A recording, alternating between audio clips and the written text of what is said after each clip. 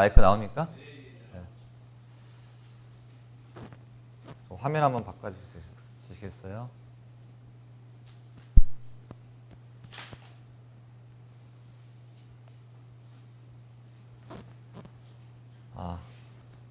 또 새해가 밝았는데 구정 또 지났습니다. 또 뭐 새해 복 많이 받으시라고 인사드리겠습니다. 새해 복 많이 받으세요. 항상 우리는 복을 많이 받으라면 좋습니다. 그게 물질의 복이든 건강의 복이든 영생의 복이든 복을 받는 건 상당히 좋은 것 같습니다. 저희가 이제 구정 생지가 얼마 안 됐죠. 생지가 얼마 안 됐고 저희 나라는 이제 신정과 구정을 다 세는 나라입니다. 전 세계적으로 신정하고 구정을 세는 나라가 한 8개 정도 된다고 합니다. 전 세계 한 200개 국가 중에서 8개 나라만 신정과 구정을 세고 있는데 그중에 대한민국이 이렇게 구정을도 같이 세고 있습니다. 사람들이 새해가 되면은 덕담도 많이 하고 또 믿지 않는 사람들은 또 정 같은 걸 많이 치죠. 많이 쳐가지고 문수를 또 보기도 하고 그런데 예전에 저희 자매가 이제 결혼하기 전에 제 자매가 항상 하는 말이 있어요. 저희 자매가 결혼하기 전에 점을 봤는데 우리 자매의 뒤에 복이 주렁주렁 달렸대요. 우리 자매가 뒤쪽에 이제 결혼하기 전에 이제 오래됐죠. 뒤쪽에 복이 주렁주렁 달려가지고 나는 이제 그 말을 항상 이제 결혼하고 나서도 저한테 한 번씩 해요. 나는 전에 보니까 복이 뒤에 주렁주렁 달렸다고 하더라. 그 말이 뭐예요? 나는 복 있는 사람이야. 복 있게 살 거야. 자, 그것이 암시적으로 이렇게 있었는가 봐요. 이제 한 번씩 저한테 얘기하는데. 그래서 사람들은 누구한테 어떤 걸 이제 복이 있다. 또 올해 한 해 뭐 운수 대통하겠다. 뭐 사업이 잘 되겠다. 뭐 이런 말 들으면 기분이 좋아요. 근데 올해 좀 뭐 안 좋을 것 같습니다. 좀 뭐 사업이 좀 가정가 뭐 이렇게 좀 안 좋은 말 들으면 또 심적으로 불안한 것이 사람들의 마음이에요. 근데 성경에서는 뭐라고 그래요? 성경에서는 하나님께서 우리에게 여러 가지 말씀이 좋지만 복에 대한 가는 말씀들을 많이 하거든요. 그중에 가장 큰 복은 영생의 복이죠. 복이면 이제 제가 그래서 히브리서 11장 6절 말씀인데요. 같이 한번 봉독해볼까요? 시작. 가라사대 내가 반드시 너를 복주고 복주며 너를 번성케 하고 번성케 하리라 하셨더니 이 히브리서 11장 6절은 좋은 말씀이 저희가 어디 있어요? 저희 집 거실에 액자에 붙여있는 말씀입니다. 저희 집 액자에 이 말씀이 붙어있는데 한 번씩 제가 이게 보면서 항상 힘을 얻어요. 반드시 너를 복주고 복주며 너를 번성케 하고 번성케 하리라 라고 하나님께서 우리에게 명령해 주셨다는 거예요. 이 말씀을 읽을 때마다 제가 아침에 거실에 액자를 볼 때마다 힘이 나요. 그래. 하나님께서 오늘 하루도 나를 복 주시고 복 주는데 반드시는 깊을 거잖아요. 깊을거 너를 복 주겠다. 너를 하나님께로 인도하겠다는 뜻이에요. 그 힘이 나더라고요. 우리가 살면서 여러 가지 좋은 말도 많지만 서양 사람들은 그런 무속의 힘을 통해서 그런 사주를 운수를 보지만 우리는 이 살아있는 생명의 말씀이 우리에게 들어와야 한다는 거예요. 어떤 말보다. 그래. 하나님까지 반드시 나를 지켜준다. 나를 복 주시는 하나님이다. 이걸 가지고 살으시면 우리는 더 힘이 날 것 같아요. 그러니까 시편 우리 103편 3절에 혈몬의 이슬이 시온의 산들에 내린 것 같도다. 거기서 여호와께서 복을 명하셨으니 뭐라고요? 영생이다. 이 큰 영생을 우리에게 허락하신 거. 이것처럼 큰 복이 어디 있어요? 여러분. 살면서 세상 살면서 제일 무서운 사람이 어떤 사람이에요? 어떤 사람이 무섭습니까? 죽기 살기로 덤빈 사람. 죽기 살기로 덤빈 사람이 가장 무서워요. 가장 무서워. 우리 전쟁터에서 어떤 사람이 제일 무섭냐면 자기 죽음을 도외시하고 돌진하는 그 군사가 가장 무서운 거예요. 사기가 충만한 거. 죽음을 도외시하는 거. 그런데 우리는 이 세상에 살아가면서 우리의 목숨값을 이미 예수님께서 주셨어요. 그 대가로 우리에게 영생을 허락하셨습니다. 얼마나 우리가 이 세상 사람들에게 비해 우리 무서운 사람입니까? 여러분, 주변에 무서운 사람 많습니까? 여러분 진짜 이 세상을 살아가면서 겁이 없어야 돼요. 왜냐하면 영생의 복을 우리 허락받기 때문에 죽음이 두렵지 않는 죽음을 극복한 사람 누구다고요? 저와 여러분입니다. 이 말씀 영생을 여호와께서 복을 명하셨으니 곧 영생을 허락받은 자, 선택받은 자 바로 여러분입니다. 할렐루야. 그래서 우리는 힘이 있고 이 세상을 살아가는데 용기가 있게 살아갈 수 있는 것입니다. 그래서 2023년 여기서 우리들 교회가 내가 반드시 너희를 복주고 복준다는 말처럼 복을 받는 그런 교회가 되고 또 가정되기를 원하고 여호와께서 복을 명하셨으니 그 영생의 이 말씀을 우리 안에 움직여서 힘있게 살아가는 2023년 한 해가 우리 여수 성도님에게 임하기를 예수님의 이름으로 축원드립니다. 오늘은 식탁교제라는 이 주제를 가지고 성도님과 함께 교제를 나누고자 합니다. 마가복음 1장 12절 13절 말씀 보도록 하겠습니다. 신약성경 마가복음 1장 12절 13절 말씀 신약 약 53피 정도 보시면 되겠습니다.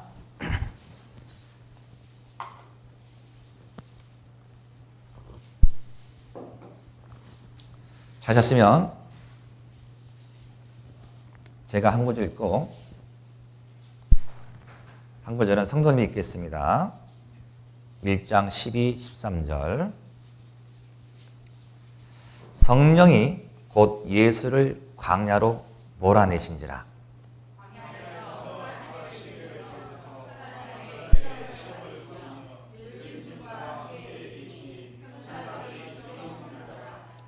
아멘. 이제 식탁교제라는 것은 테이블 펠로우십, 식탁교제, 조태영 교수가 신학 학자인데요. 그분이 이 말씀을 했다고 그래요. 그래서 이제 지금 신학을 연구하는 사람들에서 이 식탁교제라는 단어를 많이 쓰고 있습니다. 이제 학술지 용어 개념이고 예수님께서 사람들과 함께 세리나 죄인이나 병든 자나 약한 자나 천재받는 사람들과 함께 음식을 나눠 먹었어요. 그 당시 유대인들은 죄인하고는 바리새인들, 서기관들, 제사장들은 죄인과 함께 음식을 먹지 않았습니다. 죄인을 기피했죠. 근데 예수님께서는 그런 가난한 자나 병자나 죄인, 세리 이런 과부도 다 불러 모으시고 밥을 먹었어요. 음식을 나눴어요. 그래서 기독교 역사에 중요한 예배 의식이 되고 성례전, 식탁교제야말로 예수님께서 사람들과 가장 잘 어울리는 방법, 교제였어요. 우리나라 말로 하면 식탁교제 무슨 말이에요? 밥상머리. 어른들이 밥상머리에서 무슨 이가 A야? 막 이렇게 얘기했잖아요. 밥상머리 교육. 밥상머리 A. 우리말로 하는 밥상머리예요. 여러분들 가족끼리 밥 먹으면서 여러 가지 대화를 하지 않습니까? 밥상머리. 식탁교제. 테이블 펠로십 합니다. 밥 먹으면서 중요한 말을 하고 또 약속을 잡고 여러 가지 일들이 일어나고 있죠. 그래서 식탁교제는 예수님의 사역 복음서에서 가장 중요한 역할을 하고 있습니다. 그래서 우리들이 사람을 사귀는데 여러 가지 방법이 있습니다. 사람을 사귀면서. 근데 그 사람과 사귀면서 가장 좋은 방법은 어떤 방법이에요? 네, 아멘. 저자면 밥 먹으면서 밥을 같이 먹는 것이 그 사람과 사귀는 가장 좋은 방법이에요. 가장 좋은 방법. 어떤 제가 이런 식이니까 술 먹는 거요? 이렇게 말하는 사람도 있더라고요. 술도 보다는 밥과 같이 얘기하는 것이 그 사람 마음을 삽니다. 우리 금강산도 식후경. 아무리 좋은 규경과 경치를 하더라도 먹는 게 시원찮으면 약하면 그 여행은 재미가 없습니다. 그렇죠? 여러분도 여행 많이 다니시죠? 좋은데 해외여행 가시고 국내 여행 가셔서 아무리 좋은 걸 보더라도 먹는 밥이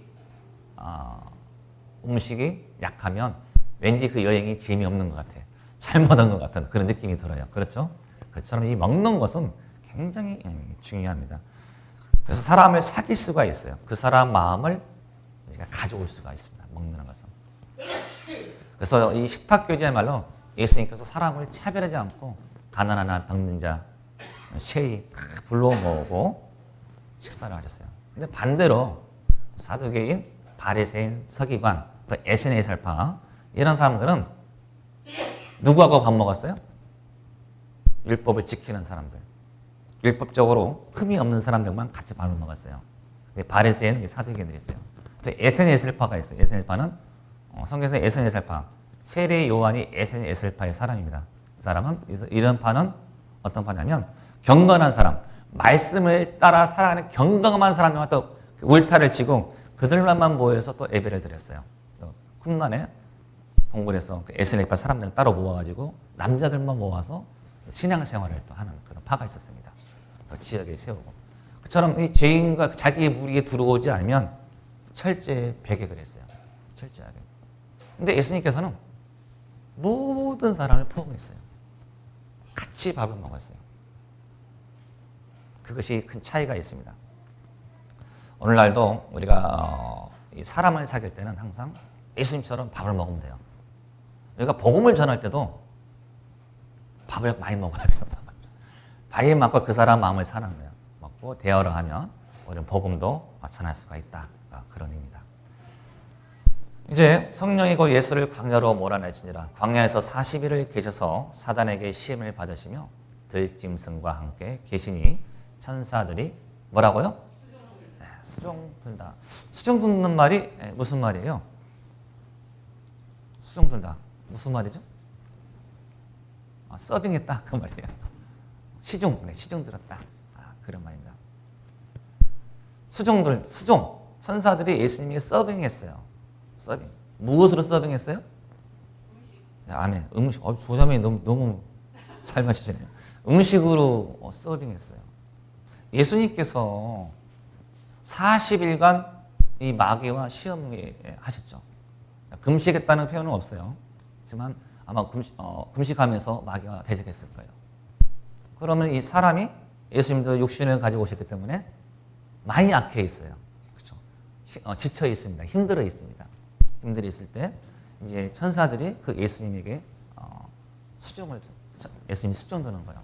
그래가지고 아마 딱딱한 음식은 소화가 안 되니까 우리가 처음에 많이 금식한 사람한테 딱딱한 고기 같은 거 주면 소화가 안 되잖아요. 그러니까 뭘 먹었을 것 같아요? 예수님에게. 그렇죠. 미음, 우리나라 미음. 스프 이런 거 갖다가 예수님의 드시게 한 다음에 예수님이 점점 체력을 회복하게 또 어깨도 주물러 주고 시중이란 것은 어깨도 주물러 주고 음식도 해드리고 이런 수종을 드렸어요. 천사들이. 그래서 우리 마가복음에 나오는 첫 번째 테이블 펠로십 식탁교제의 첫 장면이에요. 마가복음 1장 1절에 하나님의 아들 예수 그리스도의 복음의 뭐라고 했어요? 시작이라 이렇게 표현하고 있거든요. 우리가 알고 있는 신약성경에서는 마태복음, 마가복음, 누가복음, 요한복음 나가잖아요. 근데 가장 먼저 이 복음서가 기록된 것은 뭐라고요? 마가복음입니다. 마가복음 다음에 마태, 누가, 요한으로 넘어가는 것이죠. 그래서 우리가 알고 있는 이 마가복음 1장에서 16장까지 기록되어 있고요. 그 다음에 678절 정도로 구성이 되어 있습니다. 근데 이상하게 이 마가복음은 마가, 마태, 누가 이래서 공감복음이라고 얘기해요. 이게 마가복음에 나는 678절에 대한 그 막대한 양이 약 30 몇 절만 빼놓고는 마태와 누가복음에 다 이 말씀들이 인용이 되어 있어요. 인용이. 마태와 누가복음의 내용들은 거의 이 마가복음을 참조해가지고 내용이 기록이 되어 있습니다. 그래서 이 복음서의 핵심이 마가복음이 많이 인용했다는 사실. 그래서 이 복음의 시작, 첫 번째로 예수님의 행적이 이제 길이 되고 있는 것입니다.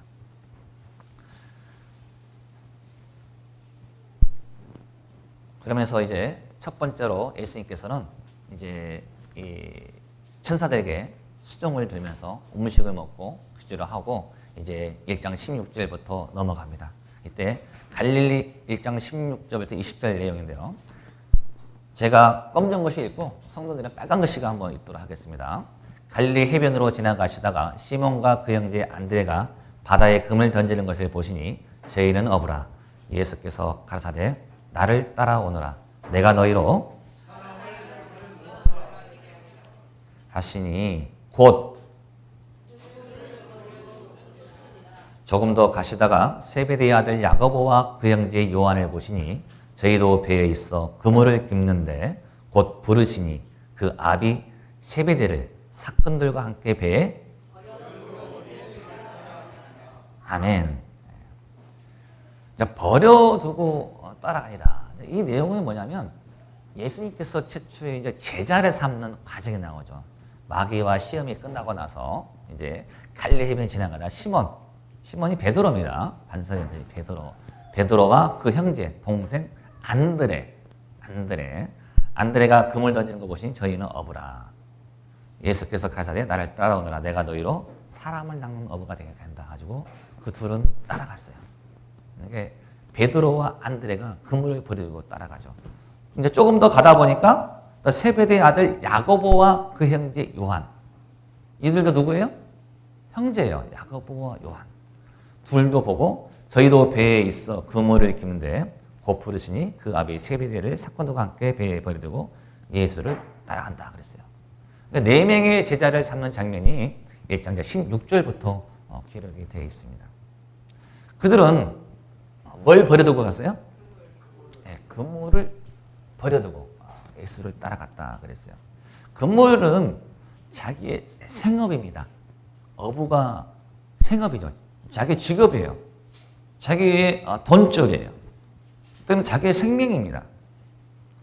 아마 나이가 몇인가는 몰라요. 이곳은 성경에 그 베드로 나이 안드레 나이는 기억이 안 나기 때문에 아마 얼마만큼의 나이나 먹으면 모르지만 이들이 지금까지 그 나이만큼 살아왔던 그 직업을 과감하게 버리고 예수님을 쫓아갔습니다. 그 결과 이들은 12사도라 칭함을 받았습니다. 그들은 과감한 결단력을 통해서 예수님께 택함 받았죠. 무엇이 이들을 과감하게 버리고 예수님을 따라가게 만들었을까요? 우리는 어떤 일을 할 때, 어떤 사람을 따라갈 때 뭘 보고 따르냐면 그 사람의 비전을 바라보거든요. 여러분들이 직장을 옮길 때 여러 가지 사이가 있겠지만, 그렇죠? 사이가 있지만 지금보다 더 좋은 직장이 있으면 그리 갈아타요, 안 갈아타요? 갈아죠. 무엇 때문에? 여기보단 비전이 있잖아. 여기보단 더 좋은 비전이기 때문에 과감하게 자기가 해왔던 것을 놓고 그 길을 옮기는 거거든요. 이 4명의 제자 베드로와 안드레와 야고보와 요한은 예수님이 바라보고 예수님의 비전을 바라보고 자기 모든 것을 버려두고 따라갔어요. 그들이 바라봤던 비전은 어떤 건지는 여기 성경에 기록되지 않습니다. 저분을 따라가면 내가 더 여기보다 어부보다 더 좋은 직업으로 돼가지고 잘 먹고 잘 살 거야. 그런 비전도 가질 수가 있었을 것이고요. 하여튼간 그 지금보다 어부보다는 뭐라고요? 더 나을 거라는 비전을 일단 예수님을 통해서 발견했죠. 지금보다 내 삶이 더 나을 것이야. 아마 이분을 통해서 삶을 내게 맡기면 그런 것을 아마 느꼈을 겁니다. 예수님과 대화할 장면에서. 그래서 12사도와 칭함을 받았습니다. 과감한 결단력을 저는 보고 싶어요. 우리 또한 여러분의 인생을 살아오면서 10대에 구원받으신 분, 20대에 구원받으신 분, 30대에 구원받으신 분, 또 40대, 50대, 60대, 70대 그 구원받은 연령대는 다 달라요. 그래서 구원받고 나서 예수님을 영접하고 나서 여러분의 신앙안에 터닝 포인트, 과감한 결단력을 해야 한다는 거예요. 모든 것을 자기가 지금까지 해왔던 어부라는 직업을 버릴 수 있는 결단력이 필요한 거예요. 예수님을 따른다는 것은. 그보다 더 중요한 비전을 발견했다는 거죠. 여러분도 그런 예수님의 제자들처럼 예수님께서 그 비전을 발견했습니까? 여러분의 모든 것을 버리고 예수님을 따를 수 있는 그런 결단력을 가졌습니까? 아니면 그렇게 살고 있습니까? 현재 내 모습이. 우리는 한번 이 그물을 버려두고 예수를 따라갔다는 이 제자들의 마음처럼 우리도 이 세상을 살아가면서 확실한 비전을 발견했다면 지금까지 내가 살아왔던 그런 행동과 습관, 나쁜 것들이 있다면, 또는 세상에 나에게 이익되는 것이 있다면 그것보다 더 예수님의 비전을 바라보고 버리고 갈 수가 있냐. 그것이 바로 예수님의 제자인 것입니다. 참 제자예요. 그들은 12사도가 칭함을 받았습니다. 그럼 여기서 한번 질문을 해볼까요? 여기서 이 두 형제가 있어요. 베드로와 안드레와 야고보와 요한. 누가 더 부자였을까요?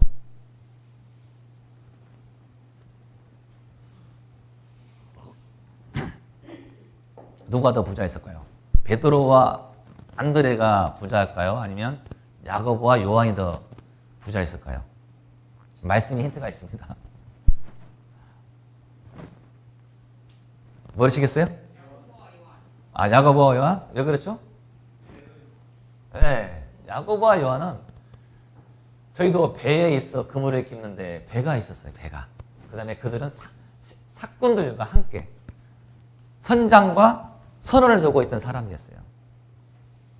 그렇지만 여기 시몬과 그 형제 안드레는 그냥 그물만 던졌어요. 배도 없고 사꾼이죠. 이 현재의 상황에서는 이 야고보와 요한이 이거 선주예요, 선주. 배가 있는 사람이에요. 사꾼도 그 배에 사꾼도 있어요. 이제 아버지도 있었을 것이고 직원을 쓰는 채용할 수 있는 그런 선주. 그걸 버려두고 갔죠. 그러니까 아마 물질적으로도 더 야고보와 요한이 물질적으로 더 풍부한 사람들이었습니다. 베드로보다. 그렇지만 그들도 부자도 자기의 모든 걸 버려두고 예수님을 쫓았고 가진 것이 없는 사꾼이었던 베드로와 안드레도 그걸 버려두고 예수님을 쫓아갔어요. 우리도 생각을 바꿔야 됩니다. 부자는 신앙생활 못해. 부자는 할 수 없을 거야. 아닙니다. 부자도 자기 모든 것을 버리고 배를 버리고 갔다니까요. 사꾼들을. 예수님의 제자가 될 수가 있고 가진 것이 없는 가난한 자도 예수님의 제자가 될 수 있는 거예요. 여기서 예수님은 우리에게 보여주고 있다. 예수님은 사람을 차별하지 않습니다. 가난한 자든 부자이든 누구나 다 뭐가 될 수가 있어요? 제자가 될 수가 있는 거예요. 예수님은 다 부르시는 거예요. 이제 1장 29절에 가면 이제 나와요. 해당에서 나와 곧 야고보와 요한과 시몬과 안드레의 집에 들어가시니 시몬의 장모가 열병으로 누웠는지라 사람들이 곧 그의 일로 예수께 여짜온데 나아가서 그 손을 잡아 일으키시니 열병이 떠나고 읽어볼까요? 아멘. 1장 29절에서 31절 말씀인데요. 그 이 여자가 누구예요? 네,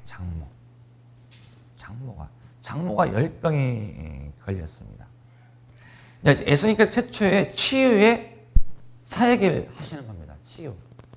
누구를 낫게 했어요? 네, 시몬의 장모를 했습니다.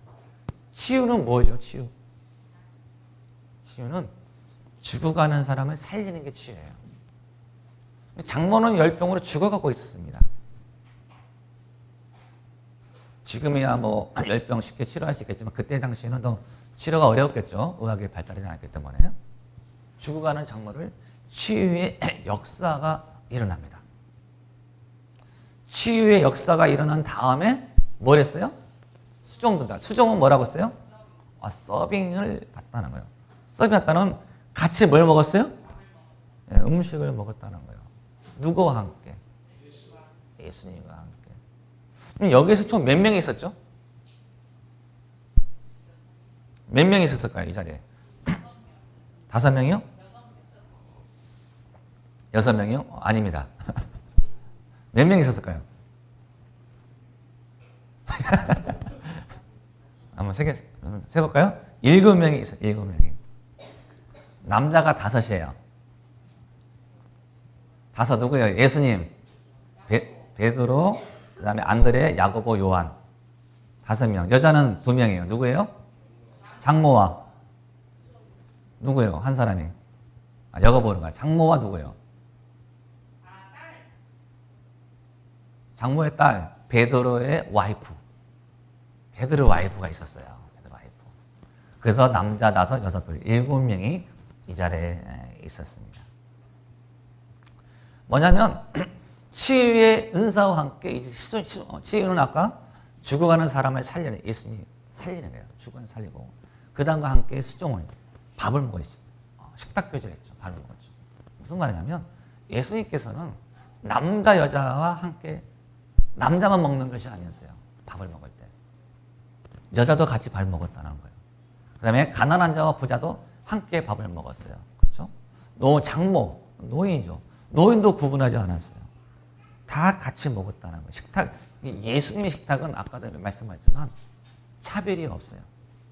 예수님 식탁은 누구나 다 함께 예수님과 함께 먹을 수가 있다는 것을 이 마가복음 1장 29절 30절도 가르쳐주고 있는 거예요. 예수님이 차별이 없는 신분이에요. 수종을 들었다는 거예요. 수종을. 이게 장모가 이 병에게 예수님께 치유를 받고 이제 예수님은 이제 식사 대접을 했겠죠. 우리도 성도님들 가면 식사 대접 하잖아요. 같이 준비를. 오늘도 끝나고 나면 식사를 하고 대접하는 손길이 분명히 있습니다. 수종을 드는 것이죠.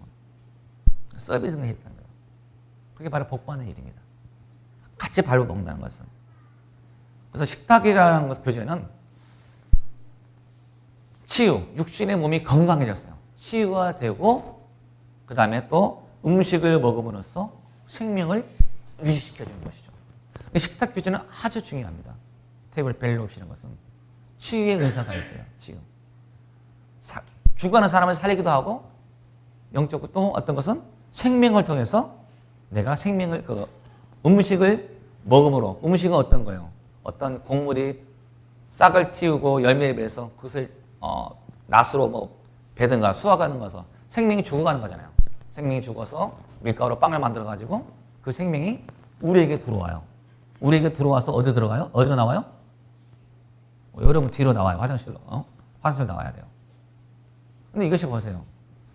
이 옛날엔 지금이야 퇴비를 쓰지만 옛날 고대 시대에는 이런 퇴비가 많이 드물었어요. 그래서 사람의 인분, 우리 조선시대도 인분을 함부로 버리면 처벌받았습니다. 조선시대에. 알고 계십니까? 인분을 함부로 버릴 수가 없었어요. 인분을 모아서 인분을 그것을 거름으로 썼기 때문에 인분을 소중히 여겼습니다. 고대시대 갈수록. 거름이에요. 쉽게 말하면 생명의 순환이에요.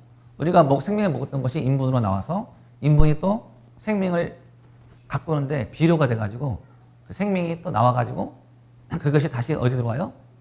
우리 몸에 들어와서 생명의 순환인 거죠. 순환. 돌아가는 거예요. 생명은 도는 거예요. 치유와 생명은 돌아가요.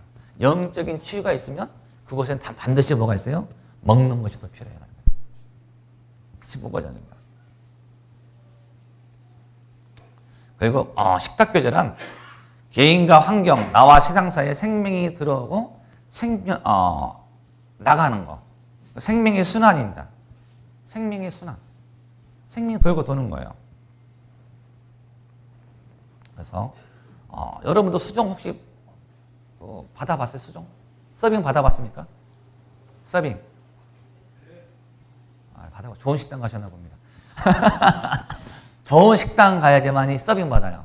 여러분들 이것도 저도 작년에 그 베트남 여행 갔었는데 그 관광에서 사장님이 좀 좋은 상품에 추천했는가 봐요. 근데 밥을 먹는데 다른 테이블은 수종드는 웨이터가 없는데 저희 테이블에는 그 웨이터가 와가지고 수종을 들더라고요.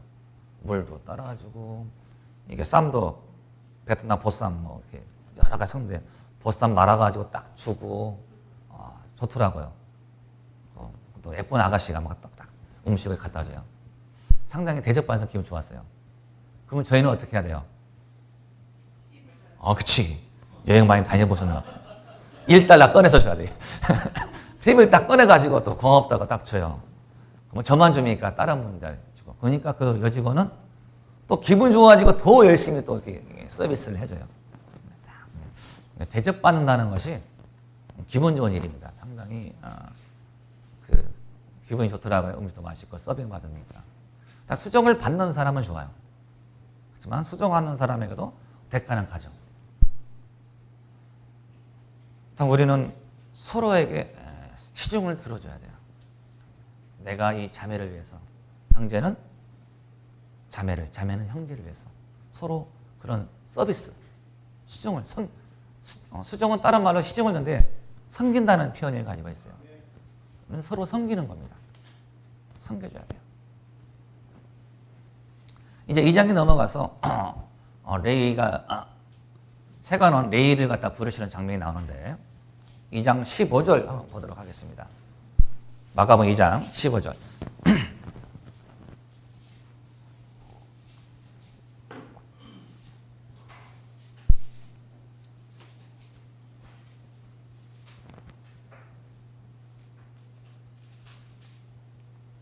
(15절부터) 17절까지의 말씀인데요. 제가 한 구절 읽고 성도님들이 한 구절 읽도록 하겠습니다.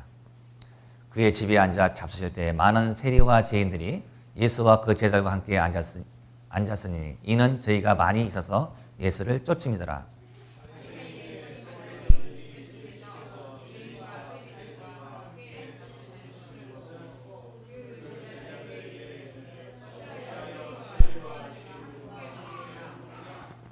예수께서 들으시고 저에게 이르시되 건강한 자에게는 의원이 쓸데없고 병든 자에게라 쓸데이니라.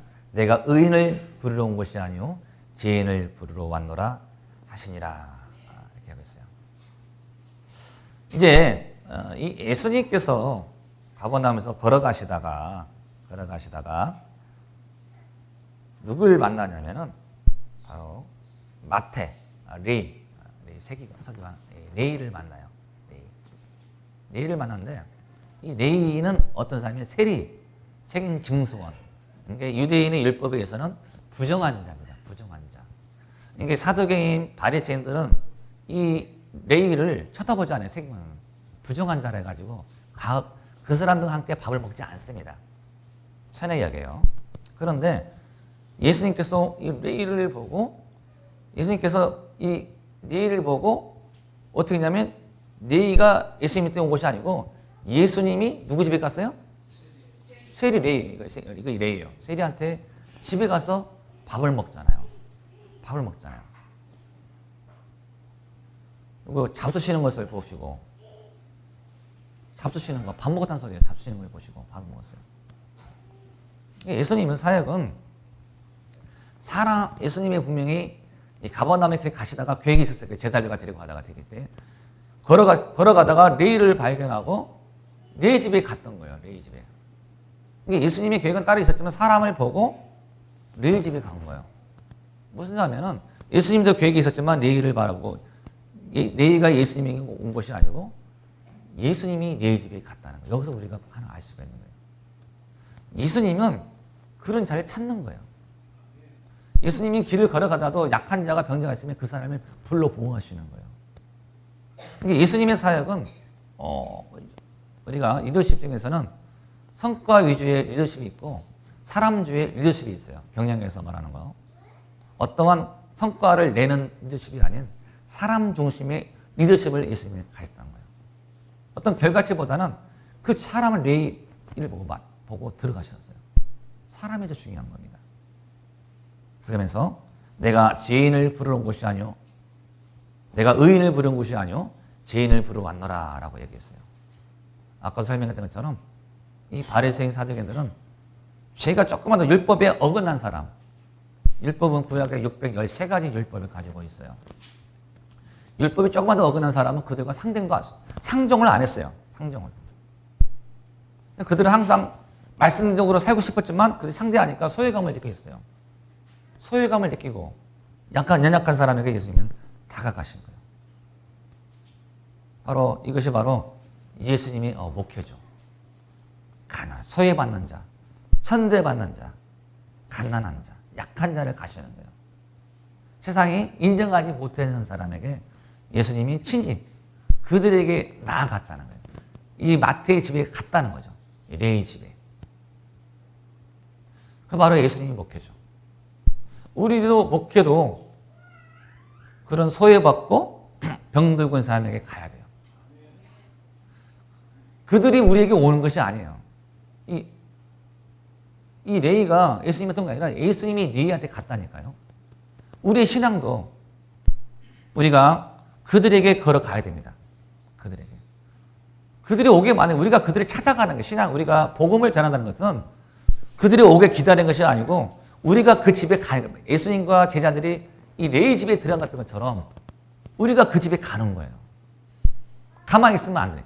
가서 같이 뭘 해야 돼요? 복음을 전하고 밥을 먹어야 되는 거예요. 복음을 전하고 밥을 먹었잖아요. 그때 이 세리의 친구들을 많이 불러 모았어요. 세리와 죄인들이 예수와 그 제자들과 함께 앉았습니다. 저희가 많이 있어서 그들은 많이 불러 모았어요. 예수를 쫓음이더라라고 얘기하고 있습니다. 예수님을 사람을 가리는 것처럼 우리도 사람을 가리면 안 되는 것입니다. 로만 패밀리 신학학자가 양식 비평으로 예수님의 행적을 조사했는데 예수님의 모든 행적에서는 항상 밥을 먹었어요. 밥을 먹었어요. 또한 예를 들어서 우리가 오병이어 기적 있죠. 6장에 나오는 오병이어. 거기서도 5,000명을 먹이시고 12강주리가 남았어요. 밥을 먹었어요. 그 다음 8장 넘어가면 7병2의 기적이 나와요. 물고기 뭐예요? 7병2에는 보리떡 7개와 물고기 2마리로 4,000명을 먹이시고 7방주리, 바구니가 남았다. 7병이 아닙니까? 그때도 잔치를, 그 다음에 또 가나안 호인잔치. 예수님께서는 가나안 호인잔치 가서 뭘 먹어요? 결혼하면 음식이 있잖아요, 음식. 항상 예수님은 음식과 밥상머리 함께 교제를 했어요. 그 안에서 떡을 떼면서 말씀을 나누고 말씀을 선포하셨어요. 그것을 우리가 알 수 있는 것입니다. 그래서 어떻게 먹느냐, 누구와 먹느냐가 중요합니다. 현재는 최근 랍비인 제이콥 노스가 분석해 보니까 67%가 성경에 식탁 교제에 관여했다는 것을 말을 했어요. 성경의 내용을 가만히 보면 예수님께서 이 말씀을 얘기하실 때 약 67% 정도는 밥을 먹으면서 식탁 교제를 하면서 다 말씀을 하시는 거예요. 엄청난 거죠.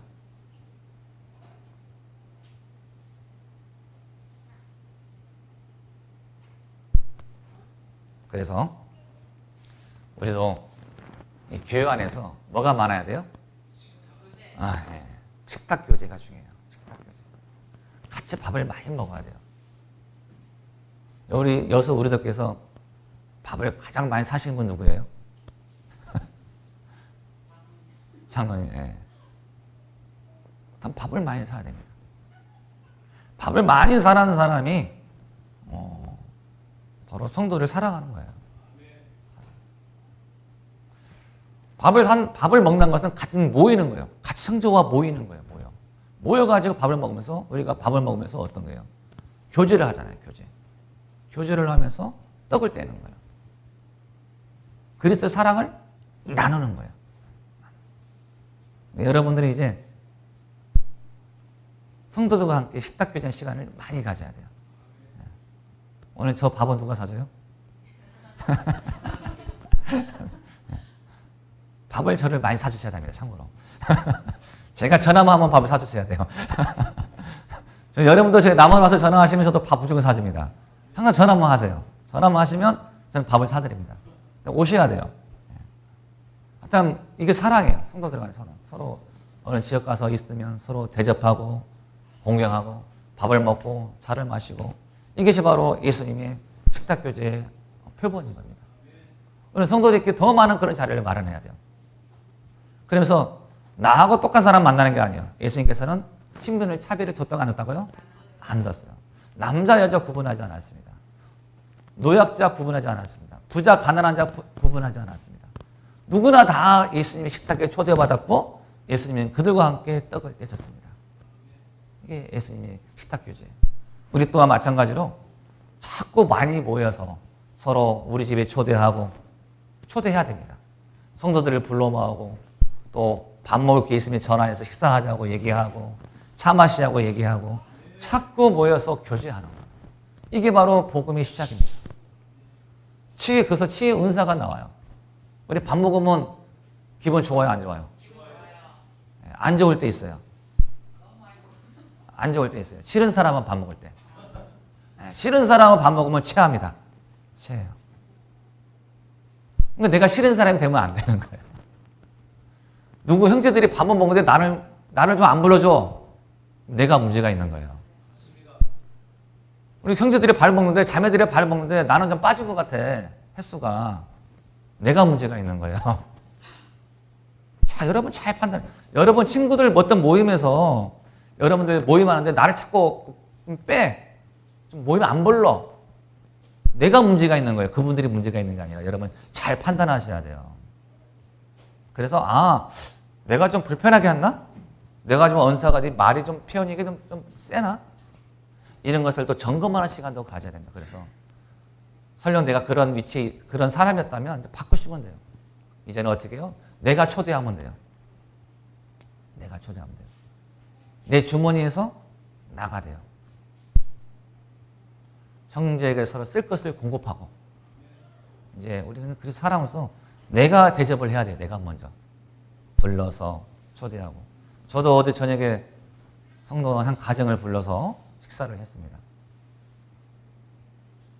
오랜만에, 자전거 아니고 오랜만에 한번 또 초대를 해가지고 저희 자매가 음식 솜씨를 준비해서 아주 상당히 풍성한 교제를 나눴습니다. 자주 하면 좋겠지만 안 되더라고요. 근데 저도 남한에서 성도를 할 때 전화를 합니다. 집사님 식사하시죠? 점심때 전화하고. 저는 그래도 제 기준에 좀 식사하자고 제가 많이 하는 편인 것 같아요. 전화해서 밥 먹자고 하고. 좋아요, 밥 먹는 게. 제가 베트남 여행을 작년에 갔다 왔는데 아쉽더라고요. 우리 형제들과 같이 왔으면 얼마나 좋았을까. 우리 형제들과 함께 이 여행 왔으면 더 좋았을 텐데 그런 아쉬움도 남더라고요. 그런 것도 이제 교제도 했는데 하여튼 우리는 식탁에 풍성한 교제가 되는 것입니다. 그래서 예수님은 죄인을 부르러 갔습니다. 죄인을 식탁에 초대하셨습니다. 의인을 부르는 게 아니에요. 예수님의 밥상은 생명이고 나눔입니다. 예수님의 밥상은 생명이 있고 나누어 줘야 되는 거예요. 여러분도 그 생명을 받은 사람들이에요. 여러분 생명을 받았기 때문에 이제 생명과 예수님의 밥상 뭐라고요? 나눠 줘야 되는 거예요. 여러분이 그리스도의 사랑을 받았어요. 생명을 받았어요. 이 생명 받은 것을 이제는 나눠줘야 되는 거죠. 생명과 나눔이 식탁교제라는 것은 나눠줘야 됩니다. 여러분께서. 우리 남원교회는 어르신들이 무 하나도 캐갖고 오셔가지고 이렇게 여기도 끝나면 식사 대접하시죠. 교회에서 무도 갖고 와서 해 드시고 고구마도 갖고 오고 또 상추 또 뜯어갖고 오고 뭐 고추 가져오고 시골에 계신 분들 또 집에 또 과일이 들어오면 과일을 가져오고. 오늘 6교회 누가 떡 내신 분 계십니까? 오늘은 없네. 내가 온 날 없네. 내가 온 날. 내가 온 날 없네. 참말로 복도 많아. 오늘 과일 나왔습니까? 과일? 오늘만 안 나온 거죠. 오늘만. 내가 오니까. 맞아요. 내가 오니까 안 나온 거죠. 하여튼 이 교회에는 떡과 과일, 음식이 풍성해야 돼요.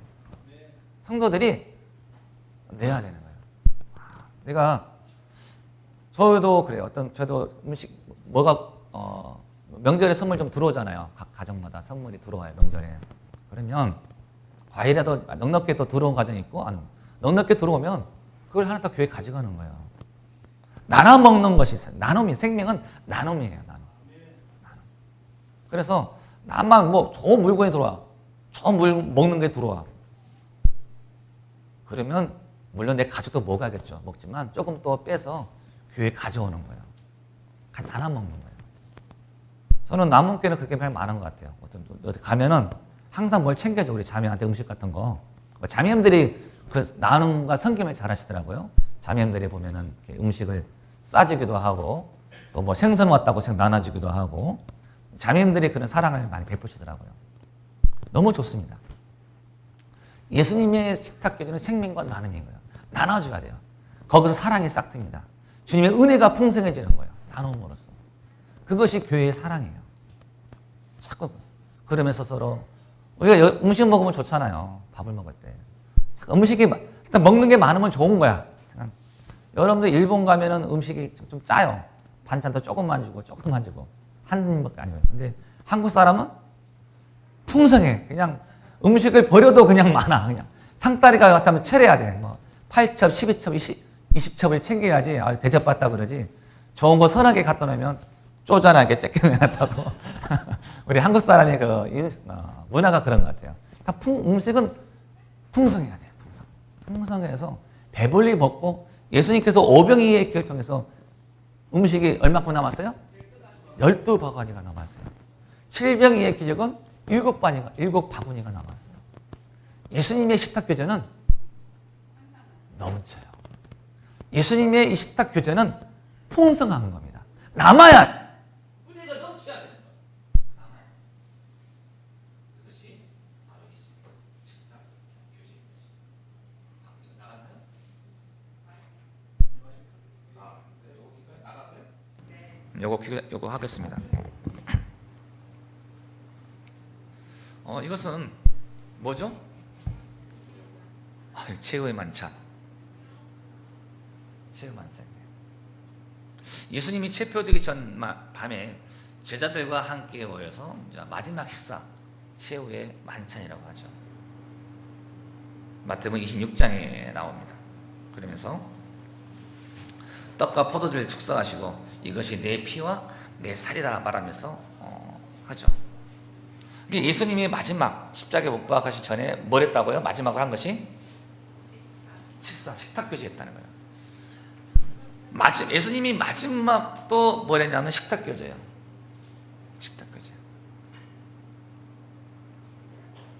바로 이 사건은 제자들을 불러 모아 공동체를 이루시고 그리스도의 몸을 통해 하나가 되는 공동체를 가르쳐주고 있습니다.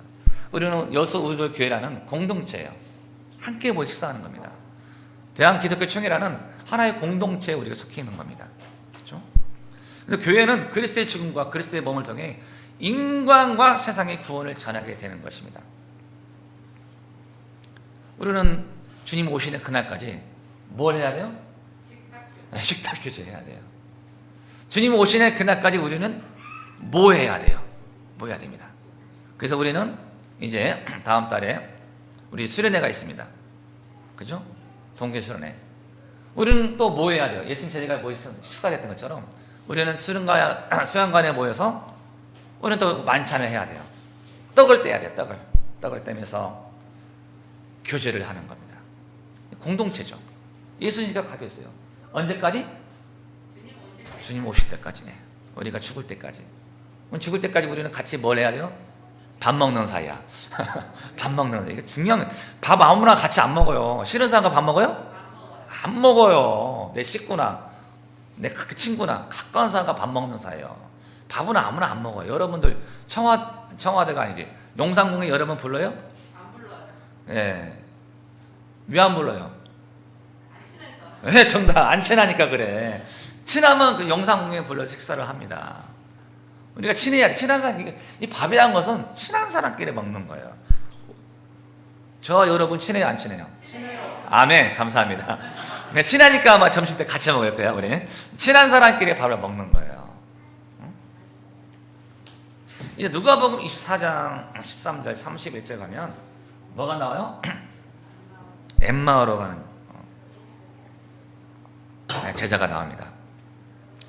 누가복음 24장을 찾도록 하겠습니다.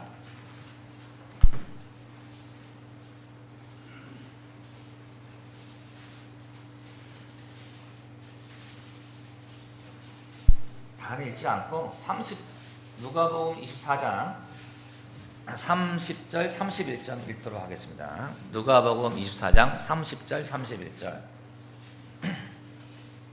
신약 141페이지 보시면 되겠습니다.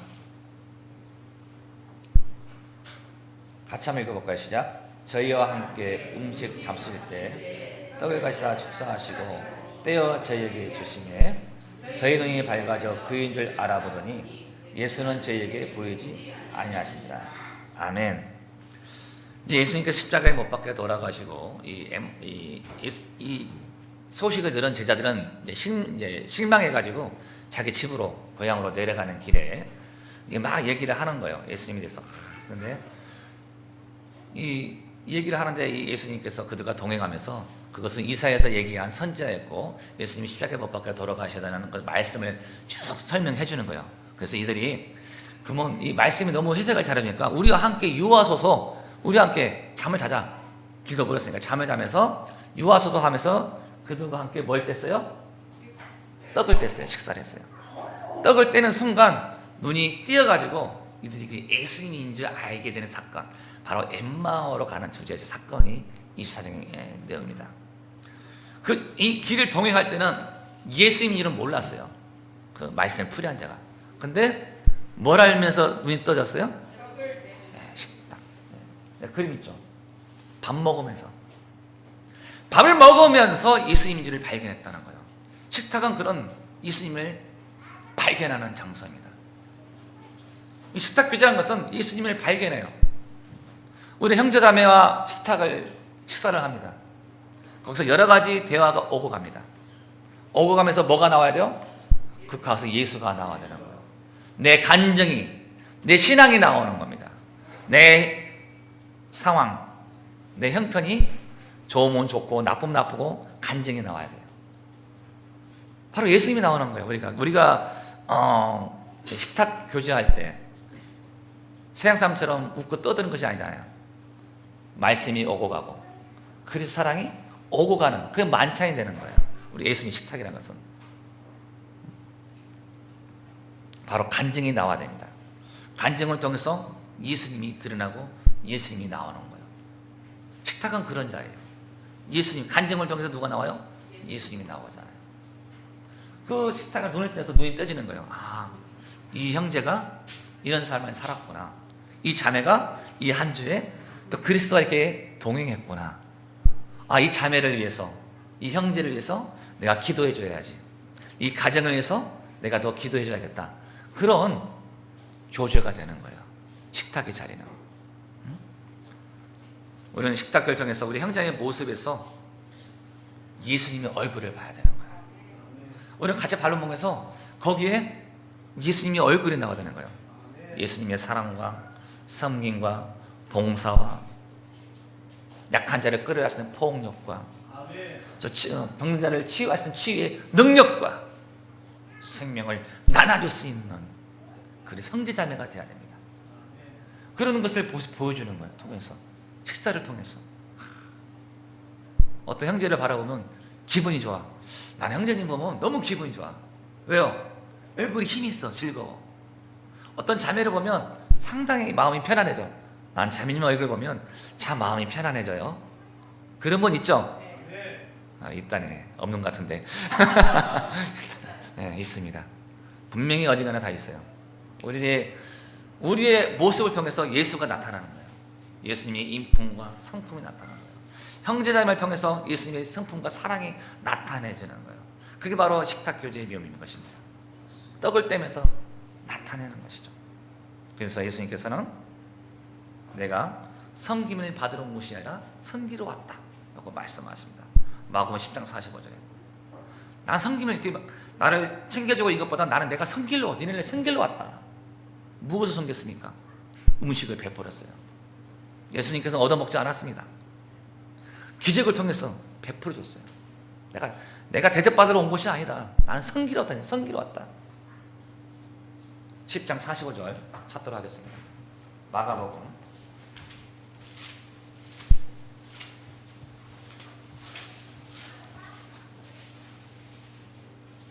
마가복음 10장 45절 구약 73페이지 보시면 됩니다.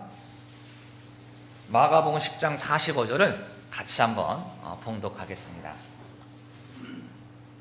시작. 인자에 온 것은 섬김을 받으려 함이 아니라 도리어 섬기려 하고 자기의 목숨을 많은 사람의 대성물로 주려 함이니라. 아멘. 섬기려 하는 것이 아니라 섬기려고 많은 사람의 대성물을 땅에 오시는 거예요. 그게 바로 식탁 교제입니다. 우리는 섬기는 겁니다. 서로 식사 초대하고 서로 물건을 가져 대접하고 우리 속담에 콩 한쪽도 나눠 먹는다는 아름다운 속담이 있어요. 내가 없어서 뭘 나눠줘? 콩 한쪽 나눠 먹는 거예요. 재밌는 거. 그런 마음이 중요한 겁니다. 작은 거 하나라도 성도들과 나눌 수 있는 게 중요한 거예요. 그게 바로 예수님이 섬기러 오는 자세예요. 어떤 형제는 막 받기만 해. 나는 왜 안 줘? 나는 왜 안 줘? 맨날 받기만 하고 줄 줄은 몰라. 나는 왜 안 줘? 그게 아니야. 내가 설령 없는 콩 한 적도 나눌 수 있는, 그게 바로 예수님 마음이 성기로 왔다, 그겁니다. 사도행전 16장 33절에 밤사이 간수가 저희를 데려가 그 맞은 자리를 시키고 자기와 그 권석이 다 세례를 받은 후 저희를 데리고 자기 집에 올라가서, 한번 읽어볼까요? 음식을 차려주고 저와 온 집이 하나님을 믿었으므로 크게 기뻐하니라. 사도행전 16장에서는 바알과 신라가 옥에 갇혔는데 찬송을 하자 옥문이 열려가지고 제주들이 이제 도망가는데, 이 간수가 바울과 신라가 도망간 줄 알고 칼을 빼가지고 죽으려고 했어요. 어차피 죽을 목숨이니까. 그러니까 바울이 내가 여기 있다 안심하라 하면서 그 간수를 살리죠. 간수가 이제 바울을 자기 집에 데려가서 예수님 말씀 믿고 변화된 사건입니다. 그러면서 저희를 데려다가 그 맞은편 자리를 시키고 자기와 권속이 다 세례를 받은 후, 침례 받은 후 저희를 들고 자기 집에 올라가서 뭘 먹었어요? 음식을 차려주고 저희와 온 집이 하나님이 있으면 기뻐라. 복음이 전해진 곳에는, 침례가 있는 곳에 음식이 있는 거예요. 식탁교제가 있는 거예요. 하나님의 이 복음이는 생명과 이 식탁은 뗄래야 뗄 수 없는 관계예요. 같이 가야 돼요. 잔치집에 뭐가 있어야 돼요? 음식이 있어야 돼요. 오늘의 주의 만찬입니다. 잔치가 있는 거예요. 우리는 말씀과 함께 찬양과 함께 잔치집이죠. 여기 또 우리는 또 음식이 있는 거예요. 그래서 밥을 먹는 거예요, 여러분. 항상. 그게 하나님 법칙이에요. 크게 기뻐한다. 음식을 먹으면서 기뻐하는 겁니다. 기뻐하는 거예요. 그러면서 여기서 16장 31, 사도행전 16장 31절에 주 예수를 믿으라. 그래야만 너와 내 집이 구원을 얻으리라. 유명한 말씀이 나오죠. 이제 한 사람이 구원받고 나서 자기 모든 권속이 다 함께 구원받는 거예요. 주 예수를 믿으라. 그러면 너와 내 가족이 구원을 얻으리라. 그 말씀. 간수와 한 사람 통해서 그 가족, 권속 모든 사람이 구원을 받습니다. 그 모든 사람이 이제 음식을 먹고 기뻐하는 겁니다. 기뻐하는 겁니다. 여기도 가족이 있습니다. 김씨 형제도 있고 박씨도 있고 고씨도 있고 가족이 있어요. 가족이 같이 모이는 거예요. 한 사람이 모였지만 나중에 두 형제, 세 형제가 모이고, 한 자매가 있었지만 두 자매, 세 자매가 모이고, 이제 며느리, 손자까지 가족이 모여요, 안 모여요? 가족이 모여요. 복음은 그런 거예요. 복음은. 그래서 복음이 전해지는 거예요. 기쁨의 떡을 떼는 겁니다. 같이 모여서 축복받은 거죠. 그래서 식탁교제는 기쁨입니다. 기쁨의 상징이에요. 예수님께 식탁 자리는 기쁨이 있어야 돼요. 와, 기쁨이 있는 거예요. 주님 앉아. 기쁨이 있는 겁니다. 기쁨의 상징이고 함께 나누고 즐거움을 나누는 것. 혼자 먹는 게 아니에요. 요새는 세상이 변해가지고 혼밥 유행하잖아요. 혼밥. 맞죠? 혼자 먹는 거 아닙니다. 그리스도의 사랑은 식탁교제는 혼밥이 절대 아니에요. 함께 하는 거예요. 함께 모여서 기쁨의 떡을 떼는 거예요. 기쁨을 나누는 겁니다. 이제 나 혼자 이 기쁨의 떡을 받았다면 이제 가족이 먹어야 돼요. 내 부모 형제도 복음이 전해지고 내 이모 고모 삼촌까지도 복음이 전해야 되는 거예요. 가족이 함께 떼야 되는 거예요. 가족이 기쁨의 구원의 확신의 복음의 소식을 전하면서 사는 것이 우리가 할 일이에요. 그 바로 식탁교제라는 것이죠. 그러면서 사도행전 2장에 날마다 마음을 같이 성전에 모이기를 힘쓰고 집에서 떡을 떼며 기쁨과 순전한 마음으로 뭘 먹어요? 이것도 음식을 먹고, 예수님의 모든 것은 67%가 이 음식과 연관된 식탁교제가 있어요.